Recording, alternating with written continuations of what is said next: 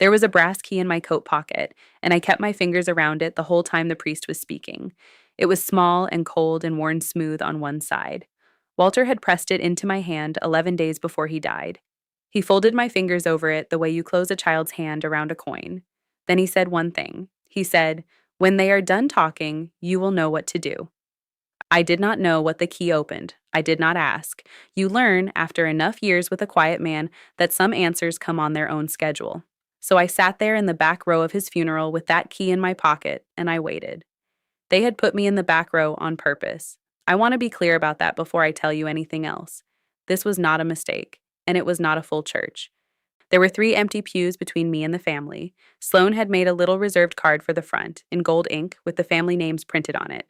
My name was not on the card. I had been married to Walter Whitfield for 22 years, and my name was not on the card at his funeral. Let me back up. My name is Lorraine. I am 71 years old, and I live in a gray house on Cedar Hollow Road just outside Asheville, North Carolina. I was Walter's second wife. His first wife, Diane, died of cancer when their children were teenagers. I came along 6 years after that, and I knew exactly what I was walking into. I knew I would never be Diane, and I never tried to be. Bradley was 19 when I married his father. Denise was 16. I did not try to mother them because they already had a mother and she was gone, and that grief belonged to them. I just tried to be steady. I made the house warm again. I learned which one liked his eggs scrambled dry and which one would only eat the crust if you cut it off first. For a while, I thought it was working. Bradley called me Lorraine. Never anything warmer, but he called. Denise let me hem her prom dress the spring she turned 17. I have a photograph of that dress somewhere. Pale green, with a hem I took up 3 inches at her kitchen table while she stood on a chair. I am telling you these small things because I need you to understand that I tried. I tried for over 2 decades. And on the day we buried their father, they sat me 3 pews back and printed a card without my name. I gave up a great deal to marry into that family, though I never once said so out loud, because a woman who keeps a tally is not really giving. I was 50 when I married Walter. I had my own little house then, paid off, and a job I liked at the library, and a quiet life that asked nothing of me I did not want to give. I sold the house. I left the job within a year because 2 grieving teenagers and a grieving man needed more than evenings and weekends.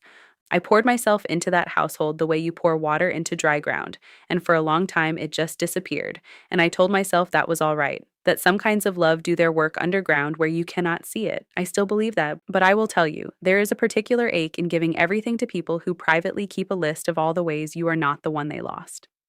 I felt that ache for 22 years. I just decided early on that I would rather ache than keep a list of my own. The man 2 seats down from me leaned over partway through the service. He was an usher from the funeral home, a young man with a careful tie. He whispered, "Are you family, ma'am?" I said yes. He looked toward the front, where Sloan was dabbing her eyes with a folded tissue, and he looked back at me, and he did not know what to do with that. Neither did I, honestly. So I kept my hand on the key.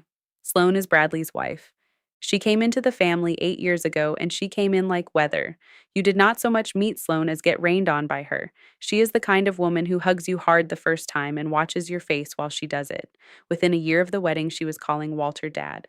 Within 2, she was the one who organized the holidays, picked the restaurants, decided who sat where. I used to think that was generous. I used to think, isn't it nice? She likes being part of a big family. I was not paying close enough attention. The first real sign came at a Thanksgiving, the second one after she married Bradley. I had cooked the way I always cooked 2 days of it, a turkey and Walter's mother's stuffing and the cranberry that nobody but Walter actually ate. I set the table the way I had set it for 14 years, with Walter at the head and me at the foot, near the kitchen, so I could get up for things. When everyone came in to sit down, my place card was gone. Sloan had made place cards. She had moved me to the side between Emma's high chair and the wall, and she had put herself at the foot of the table near the kitchen in my seat. She said it just made sense since she would be helping serve. She did not help serve. She sat in my seat and let me carry the gravy around the table I had set, and she smiled at me each time I passed, the warm smile, the one that watches. I told myself it did not matter where I sat. I told myself a chair is just a chair. I want you to remember that I told myself that, because I would have to learn it all over again, much later, in a much harder room. Walter got sick 4 years ago. It started slow, the way these things do. A tremor in his left hand he blamed on too much coffee. A name he could not find, then a word, then the way home from the hardware store he had driven for 30 years. The doctors gave it a long name and a short timeline, and after that, our life got very small and very specific. I want to tell you what those 4 years actually were because the people in the front pew did not see them. They were not there. I was the one who got up at 2 in the morning when he was confused and frightened and sure the house was on fire. I was the one who learned to change a dressing, to crush a pill into applesauce, to lie about the date so he would not panic. I bathed my husband. I shaved him with a guard razor so he would not nick himself, and I held a warm cloth to his face afterward because he liked that. He always had. I paid the bills. I sold my mother's pearls one winter when the insurance fought us on a medication, and I never told Walter because it would have broken his heart to know. There was a winter he stopped knowing what year it was. He would ask me 3 and 4 times a night whether the children were safe, and I would tell him, yes, they are grown, they are fine, and he would settle, and then he would ask again. I learned to keep my voice flat and warm and patient no matter how many times the same question came. I learned which songs calmed him, the old ones, Patsy Cline, and a hymn his mother used to hum. I learned to crush his pills into applesauce and to lie about the date and to laugh at jokes he had told me 40 times like they were brand new, because his face when he made me laugh was worth it. There was one night that winter I have never told anyone about. Walter woke at 3 in the morning convinced he had to get to the mill, that there was a shipment due, and the men were waiting on him.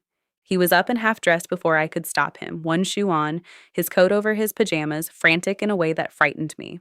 I could have argued. I had learned by then that arguing with the disease only made it dig in, so I put on my own coat over my nightgown, and I took his arm, and I told him I would drive him. We sat in the cold car in the driveway with the engine running and the heater coming up, and I told him the shipment had come early, that the men had it handled, that he had trained them well. He believed me, the way a tired child believes you. He patted my hand and said, "You always did keep me straight, Lorraine."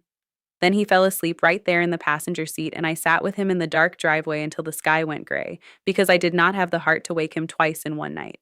That is what those 4 years were. Not the casseroles, not the photographs. The cold car at 3 in the morning, and the lie that let him rest. There is no medal for any of that, and I never wanted one. But I want the people who put me in the back row to know what they skipped. They skipped the smell of a sick room, which never fully leaves a house or a person. They skipped the laundry, the endless laundry, sheets at 2 and at 4 and again at dawn. They skipped the afternoons he wept because he knew in some far back room of himself that he was disappearing, and there was nothing either of us could do but hold on. They skipped the day he called me Diane by mistake, his first wife's name, and the way I just said, yes, honey, I am here, because correcting him would have cost him more than it cost me. I gave him her name back that day, freely, because he needed it more than I needed to be the only one. That is what those 4 years were made of. 1,000 small surrenders that no one was counting but me. And I was not counting them to collect. I was counting them to survive. I did the books at night after he was down. I would sit at his desk with the lamp low and go through the mill's invoices and payroll while the house ticked and settled around me. I did not tell anyone I was doing that. It did not seem like the kind of thing you announce. It seemed like the kind of thing a wife does. Sloane visited. I will give her that. She visited about once a month, and she brought a casserole and a dish she expected back, and she took photographs of herself sitting beside Walter's chair. She posted them, praying for this strong man, our rock, our patriarch. The comments would pour in, and she would read them to me in the kitchen like they were a report card I had failed. Bradley came less than that. Bradley could not handle seeing his father that way, he said. And I understood it, I did. Grief makes cowards of good people sometimes. But there is a difference between a coward and a man who is counting. I did not know yet which one Bradley was. I found out at the end. Sloane, though. Sloane. I started to read about a year and a half before Walter died. She came by on a Tuesday, alone, which she never did, and she had a folder of her own, soft and friendly, with tabs. She sat at my kitchen table, and she said she had been doing some research and that with Dad declining the way he was, the family really should get some paperwork in order, for his sake. She slid a document across the table. It was a power of attorney. It named Bradley. She said it was just practical, that someone needed to be able to handle things if Walter could not, and that I had so much on my plate already, why should I carry the financial burden too? I looked at the paper for a long moment. Then I told her Walter and I already had our affairs in order. That was not entirely true at the time, not the way it would become true, but I said it like it was carved in stone. She asked what I meant by an order. She asked who held power of attorney now and who was named in the will, and whether I had actually seen the will, with her head tilted, all concern. I said those were Walter's papers and Walter's business. She smiled and put the folder away and said, of course, no rush, and she hugged me on the way out, the hard hug, watching. I stood in my kitchen after her car pulled away, and I felt my own pulse in my ears. That was the night I wrote down the name Marcus Okafor, an estate attorney a friend of mine swore by, and tucked the slip of paper into my purse. I did not act on it right away. I just carried it the way you carry a thing you are not ready to use until the morning Walter woke up clear and steady, and I quietly told him I thought we should see someone, and he looked at me and said, "Yes, take me today before this lifts." So when Walter handed me the brass key 2 years later, I already knew there was a war coming. I just did not know he had already won it for me in advance in block print with a notary watching. Here is the part I have not told anyone. That good morning I just told you about, the one where he said, "Take me today before this lifts," that was the day everything quietly turned. He had that old steadiness back in his voice, the kind that used to fill a room. He did not want to go to the doctor. He wanted to go to Marcus Alcafor, the estate attorney whose name I had been carrying in my purse, with an office above the old pharmacy on Patton Avenue.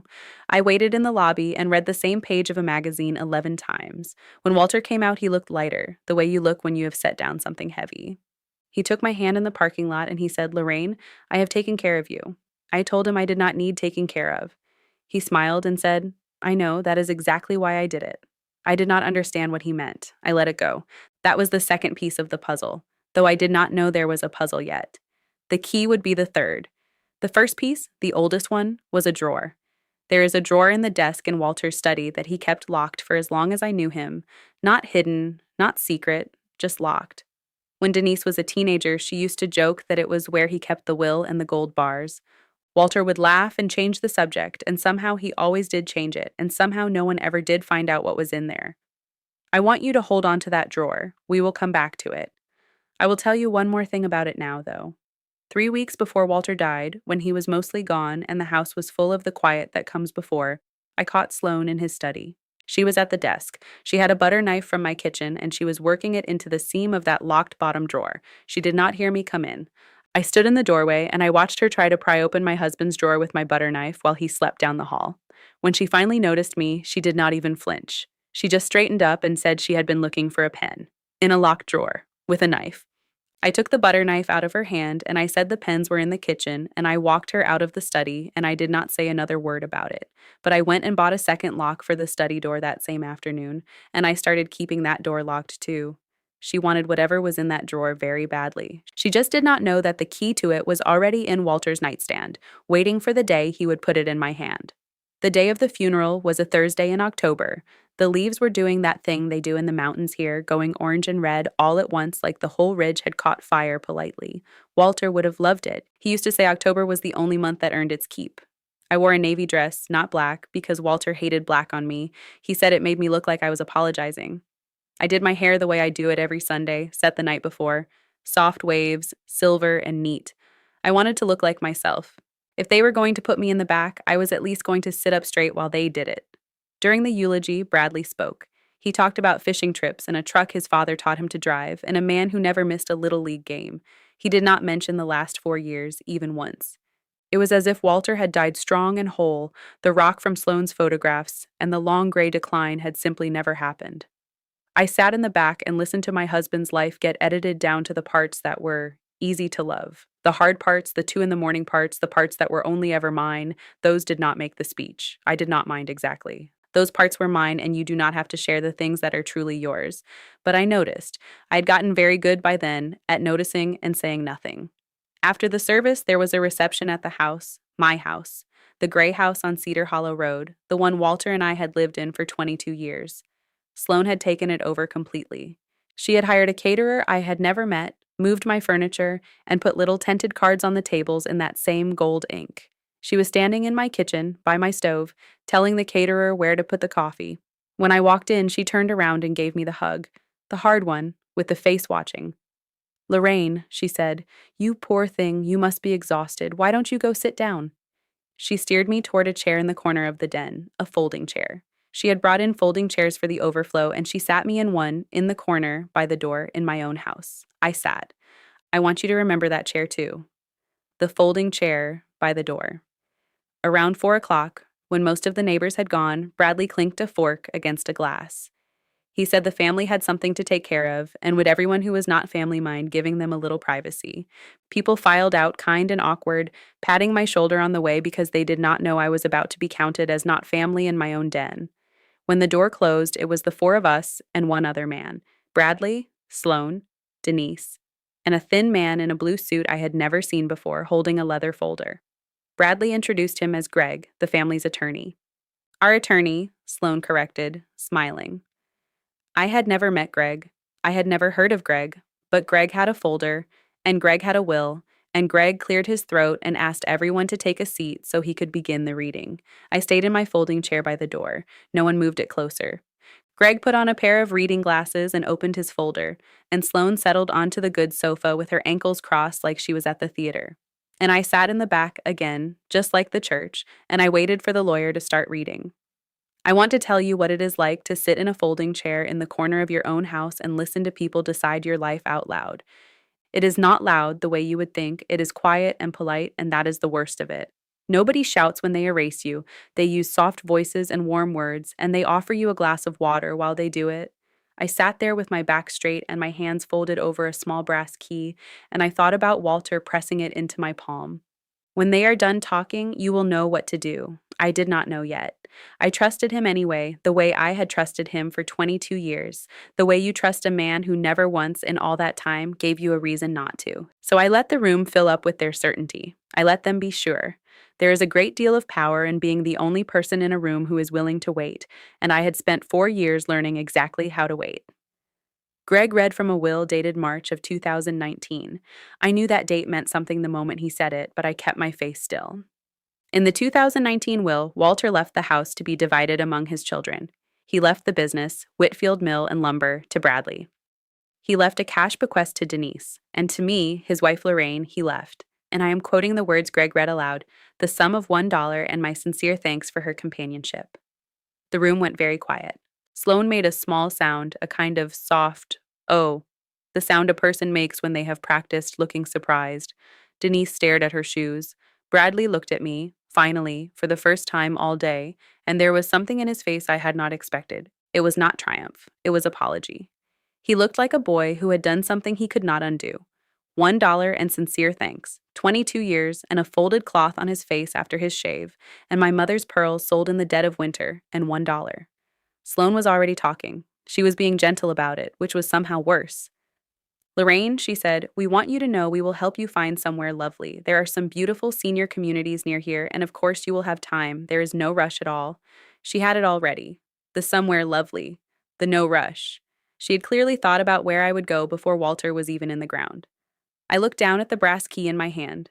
I had taken it out of my pocket without realizing. When they are done talking, you will know what to do. They were not quite done talking, so I waited a little longer.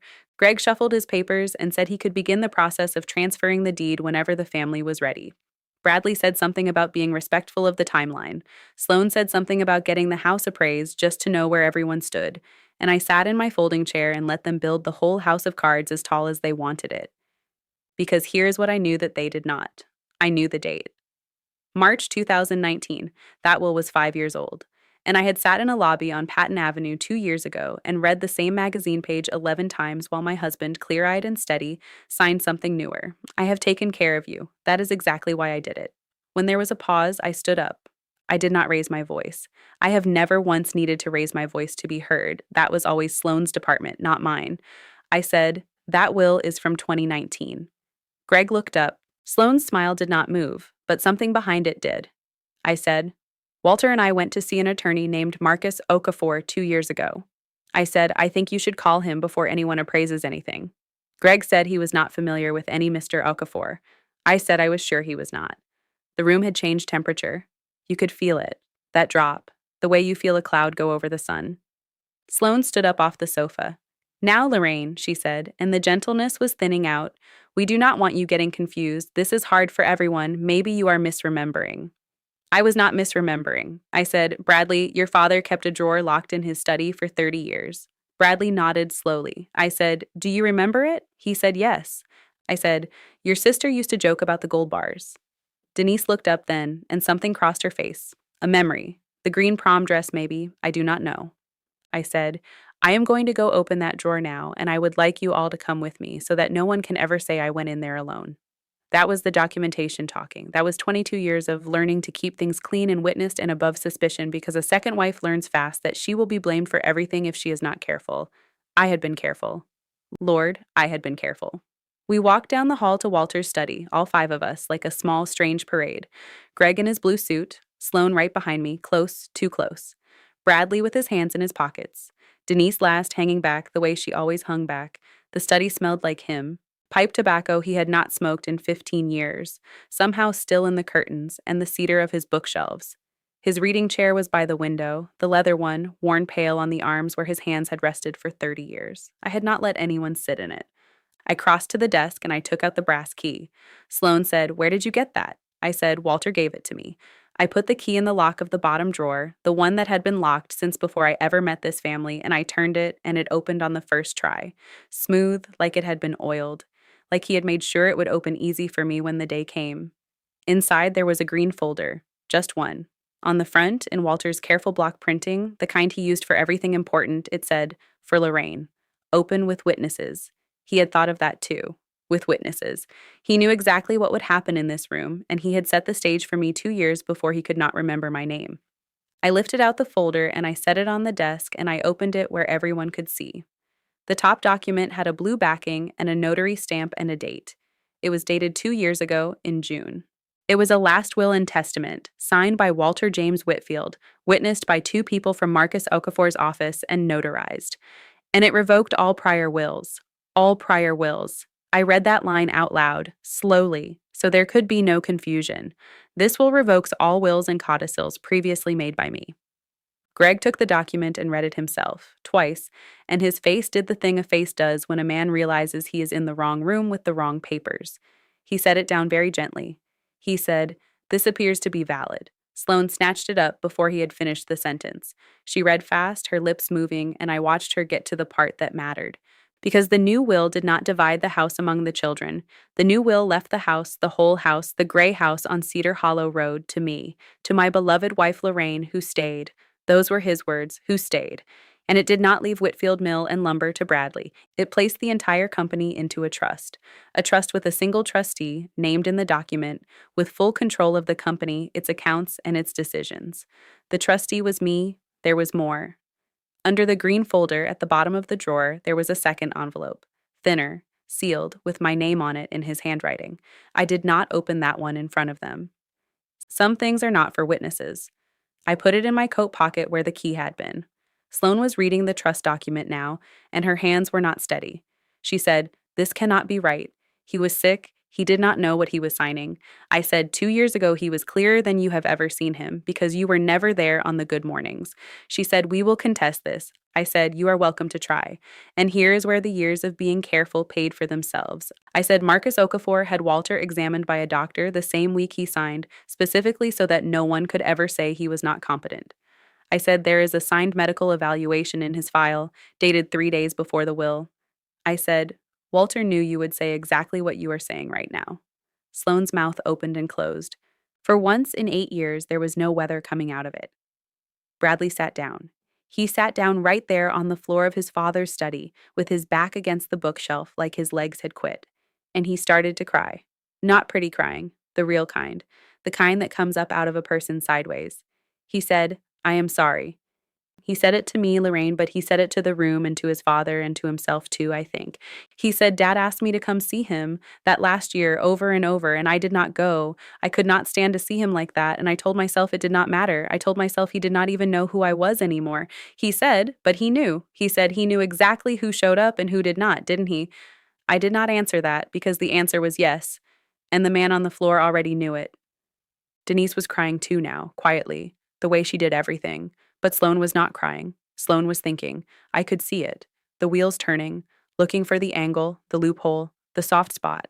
She said, "The company is worth millions, Lorraine. You cannot possibly run a lumber mill. You are an old woman. You will run it into the ground in a year." I let that sit in the air a moment. Then I told her the thing I had been saving. I said, "I have been doing the books for Whitfield Mill and Lumber for 9 years." The study went silent again. I said, "When Walter started slipping, before any of you noticed, I am the one who kept the company alive." I said, "I learned the payroll, the suppliers, the contracts, the bank." I said, "I sat at that desk every night after I put my husband to bed, and I made sure that the business his father built did not die while his mine did." I said, "Sloane, who do you think signed the checks that paid for your casseroles?" She had no weather for that either. Bradley looked up at me from the floor. He said, "You ran it." I said, I ran it.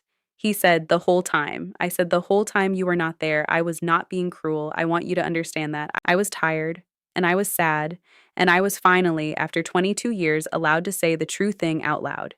That had been the hardest part of all of it, honestly. Not the work, the silence. Holding the whole thing up with both hands and smiling while a woman in gold ink rearranged my furniture and called my husband Dad for the cameras.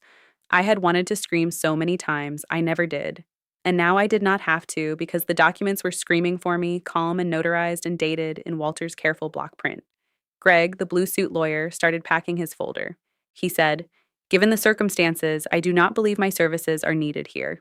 He left a card on the desk anyway, the way they do, and he let himself out, and we heard his car start in my driveway and pull away. It was just family then. The real kind, I suppose, the kind the law recognizes whether the heart does or not. Sloane made one more run at it. She lowered her voice and she softened it, and she sat down near me on the arm of Walter's chair, which I did not like, and she said, Lorraine, we are still a family. We should not let money come between us. Walter would not have wanted that. I almost laughed. I said, You printed a card for the front pew with the family names on it, and you left mine off. She said that was Bradley's idea. Bradley, on the floor, said no, it was not. She looked at him like he had slapped her. I think that was the first crack in the two of them, right there, on the floor of my husband's study. I did not need to widen it. Some things widen on their own. I told them all to go home. I said it kindly because I am not a cruel woman, whatever else I am. I said, This has been a long day and we have buried a good man, and there is nothing more to decide tonight. The documents are clear. The lawyers can do the rest. Denise stopped at the door. She turned around and she came back across the room and she hugged me. A real hug, not Sloane's hug, a tired girl becomes woman hug, and she whispered, I am sorry. I should have called you all those years. I am so sorry. I held on to her a second longer than she expected. I said the prom dress was green. She pulled back and looked at me, confused, and then she remembered, and her face just came apart. She nodded and she cried and she left. When the house was finally empty, I sat down. Not in the folding chair. I moved the folding chair into the hall first, folded it up, and leaned it against the wall, and I never sat in it again. Then I went into the study, and I sat in Walter's reading chair by the window, the one I had not let anyone use. The leather was cool, and then it was warm. The October light was almost gone, going from orange to gray over the ridge, and I took out the thin sealed envelope, the one with my name on it, and I opened it alone, with no witnesses, because this one was only mine. It was a letter, in his handwriting, from the better part of that last clear week. I will not read you all of it, but I will tell you the part I think about. He wrote, Lorraine, if you are reading this, then I am gone, and they have probably done exactly what we both knew they would do. He wrote, I am sorry you had to sit through it. He wrote, I left you the dollar in the old will on purpose so that they would relax, so that they would show you who they really are before you knew you held everything. He wrote, I needed you to see it clearly so you would never doubt your own eyes again. He wrote, You are not my second anything. He wrote, You are the first person who ever loved me without wanting something, and I knew it the day you cut the crust off Bradley's toast and did not make a show of it. He wrote, The house is yours, the company is yours, the life is yours, spend it on something that makes you laugh. He wrote, And please, finally, take a vacation. I sat in his chair and I laughed and cried at the same time, which is a thing your body can do, it turns out, when you are 71 and finally allowed to feel both. A vacation. The man had to die to get me to take a vacation. That was almost 2 years ago now.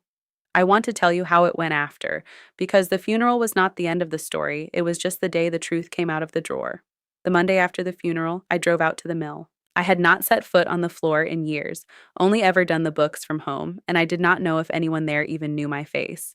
I parked, and I walked into the front office in my navy dress, and I asked for Hector. The girl at the desk asked who I was. I said, I am Lorraine Whitfield. I own this company now. You could have heard a pin drop.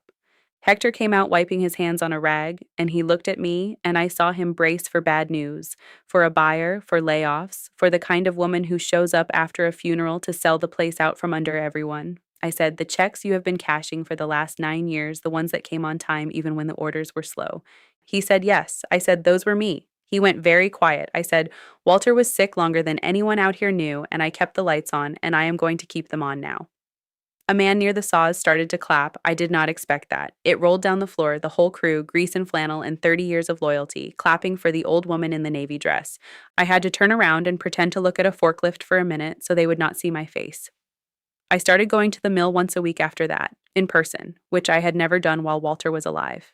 I learned the floor the way I had learned the books, slowly and all the way down. I learned which machines Hector babied and which men had been there long enough to remember Walter's father. There was an old saw operator named Dale who had been at Whitfield 41 years, longer than I had been in the family, and he told me once, over bad coffee in the break room, that Walter used to talk about me out on the floor. I asked him what Walter said. Dale looked embarrassed, and then he told me. He said Walter used to tell the men, "My wife is smarter than all of us. She just lets us think otherwise so we will keep showing up." I had to set my coffee down for that one.